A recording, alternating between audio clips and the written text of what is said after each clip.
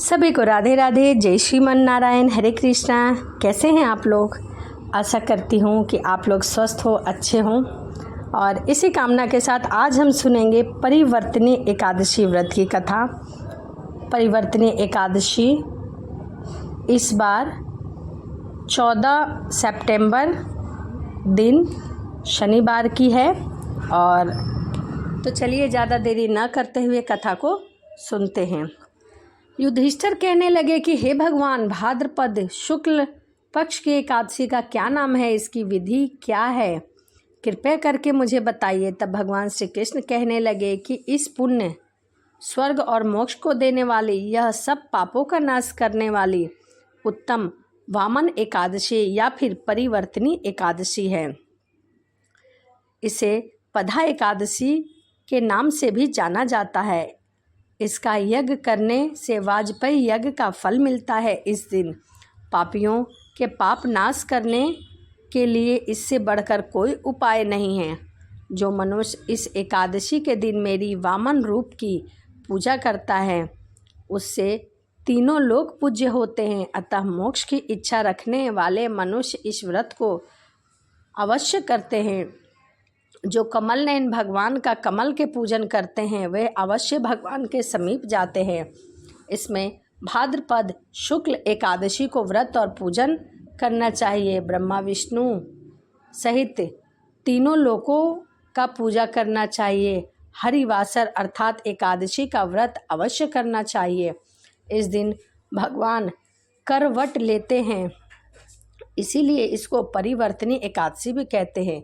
भगवान के वचन सुनकर युधिष्ठिर बोले कि हे भगवान, मुझे अति संदेह हो रहा है कि आप किस प्रकार सोते हैं और करवट लेते हैं तथा किस तरह राजा बलि को बांधा और वामन रूप रखकर क्या क्या लीलाएं की। चतुर्मास के व्रत की विधि क्या है तथा आपके शयन करने का मनुष्य पर क्या कर्तव्य है, आप मुझे विस्तार पूर्वक कहिए। तभी श्री कृष्ण मुस्कुराते हुए बोले कि हे राजन, अब आप सब पापों को नष्ट करने वाली कथा का श्रवण करें।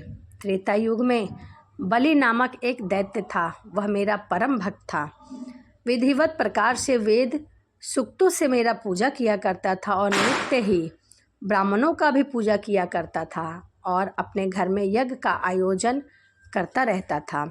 लेकिन इंद्र के द्वेष के कारण उसने इंद्रलोक तथा सभी देवताओं को जीत लिया था। इस कारण सभी देवता एकत्रित होकर सोच विचार करने लगे कि भगवान के पास गए और बृहस्पति सहित इंद्रादिक देवता प्रभु के निकट जाकर नतमस्तक होकर उनसे प्रार्थना करने लगे। वेद मंत्रों द्वारा भगवान का पूजा और स्तुति करने लगे।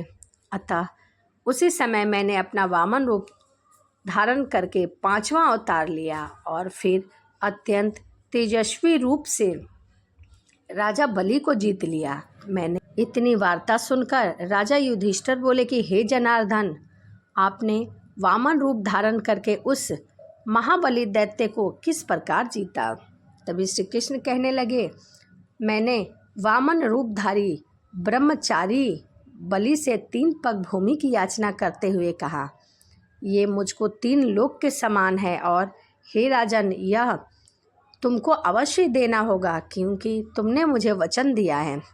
राजा बलि ने इसे तुच्छ याचना समझकर 3 पग भूमि का संकल्प मुझे दे दिया और मैंने त्रिविक्रम रूप को बढ़ाकर यहाँ तक कि भूलोक, पदलोक और भूअल लोक में जंघा, स्वर्ग लोक में कमर और महलोक में पेट, जनलोक में हृदय, यमलोक में कंठ की स्थापना कर सत्यलोक में मुख, उसके ऊपर मस्तक स्थापित कर दिया।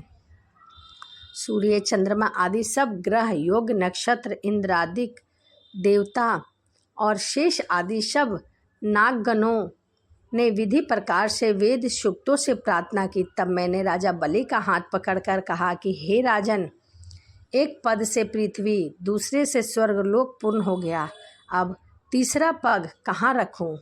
तभी राजा बलि समझ गए कि मैं कोई और नहीं, श्री नारायण हूँ। तब राजा बलि ने अपना सिर झुका लिया और मैंने अपना तीसरा पग उनके मस्तक पर रख दिया। इससे मेरा वह भक्त पाताल लोक को चला गया। फिर उसकी विनती और नम्रता को देखकर मैंने कहा कि हे बलि, मैं सदैव तुम्हारे निकट ही रहूँगा।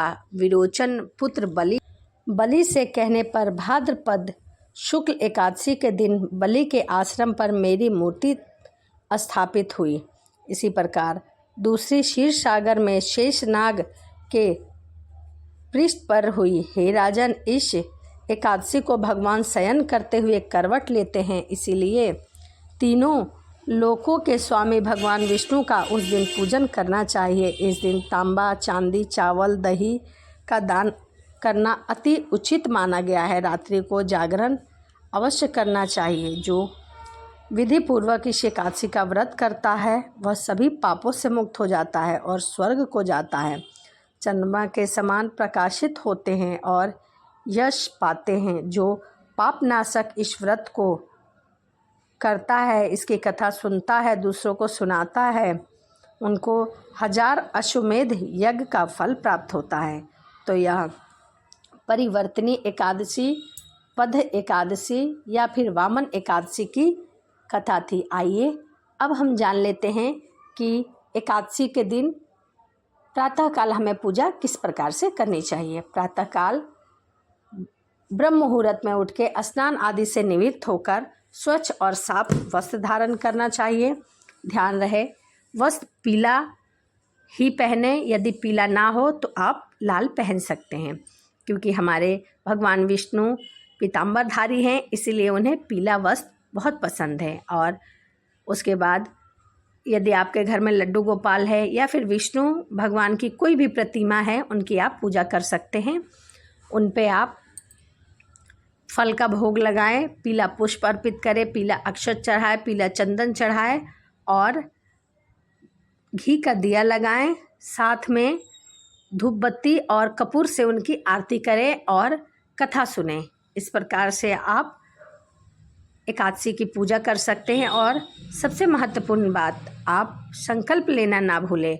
थोड़ा सा हाथ में सफ़ेद तिल और पुष्प लेकर और अपने एकादशी व्रत का संकल्प अवश्य लें और वो प्रभु के चरणों में रख दें, क्योंकि बहुत से पूजा में अक्षत और पुष्प से संकल्प लिया जाता है, परंतु अक्षत भगवान विष्णु को चढ़ाना मना है, इसीलिए आप सफ़ेद तिल का प्रयोग कर सकते हैं। यदि तिल ना हो तो आप सिर्फ पुष्प से भी, पुष्प में थोड़ा सा जल डाल के और भी आप संकल्प ले सकते हैं।